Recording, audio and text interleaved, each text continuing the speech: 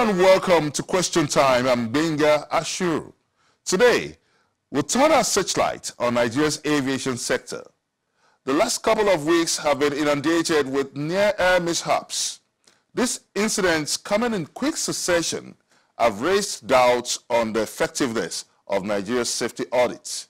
Please send us your comments on our social media platforms on your screen. The Nigerian Airspace Management Agency, NAMA, is responsible for flight surveillance, communications, and navigation. The man at the helm of affairs at the agency is the Managing Director, Captain Akikuotu.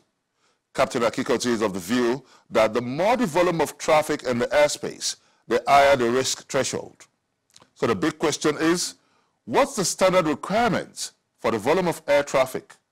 Is Nigeria complying with the standard regulations in terms of volume of traffic in the airspace? What's responsible for the recent near-air mishaps that have befallen Nigeria's aviation sector? Join us in this interview. The key thing about aviation is based on in anything that's mechanical, even cars. The more cars you have on the road, the greater the tendency to have an accident. And the more airplanes, the more flights we have, the more the likelihood of incidents. So, why is this so? I mean, it's the percentages in the way things work. It's probability. If I know you had five ties, and 2 of them are blue and 3 of them are red, I begin to guess. I never know which one you're going to wear on a particular day. So essentially what I'm saying is that because of the increase, one would expect that despite the zero tolerance for accidents and incidents in aviation, we tend to believe that, well, there's a tolerance limit within which you can operate. And so long as we stay within those boundaries. But our effort is geared towards a zero accident situation. What's responsible for all these mishaps or near mishaps? I believe that the incidents that we may have had may have been due to the fact that maybe we are letting out our guard a little bit. But then, it's kind of difficult to say this is what happened or this is not what happened. That job of saying what happened, it belongs to AIB.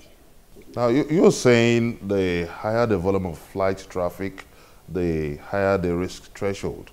Why is this so? For us to be safe, there is need to abide by regulations and procedures of doing what we are expected to do. I've left that in such a generic form so that we're able to isolate it one by one. The regulator has to do his job, and they are doing their job. The service providers have to do their job. Like NAMA provides communication, navigation, and surveillance activities. That's our business. FAN, of course, provides the facilities, the infrastructure. The airlines, they are service providers. They have to do their own job too. I think one thing that we often miss is that the airlines have responsibility for continuous airworthiness of the airplane and of their operations. So it's not just the regulator or NAMA or FAN, but the community, the whole lot of us must do what we are expected to do. Does NAMA carry out a regular safety audit? That's the job of the NCA. It's not the job of NAMA. I provide communications, navigation, and surveillance activities. But from your surveillance perspective now, do you find some of these airlines defaulting or in the process of carrying out your navigational responsibility? NAMA is a service provider. We get regulated. We get audited by the regulator. So we don't we provide a service to the airlines. Of course, the issue is that we interact with them because we have to get paid for our services, or what is called cost recovery. We interact with them to ensure that whatever facilities we are providing are adequate. Are we complying to the level, to the volume of traffic within the airspace?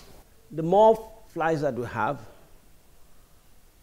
the more that air traffic controllers will need, the more surveillance we'll need, and of course, providing navigational tools to be able to ensure that these flights are concluded safely. If I were an airline, for example, and I wanted to tap more into the market, of course, the only way to do it is either increase my frequency or get more airplanes.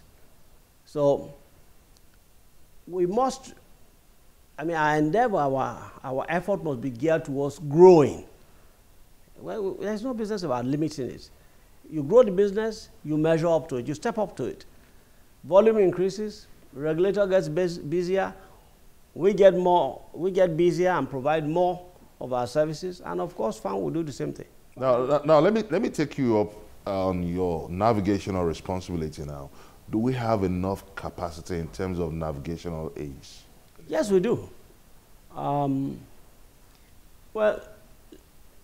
let me break it up in the way I think we can explain it. We want to go from here, let's say, to Abuja. What guides us from here to there are navigational aids. Do we have enough? Yes. Are we increasing our ability to provide more service? Yes, we have performance-based navigation in the system. We've encouraged RNAV into the system.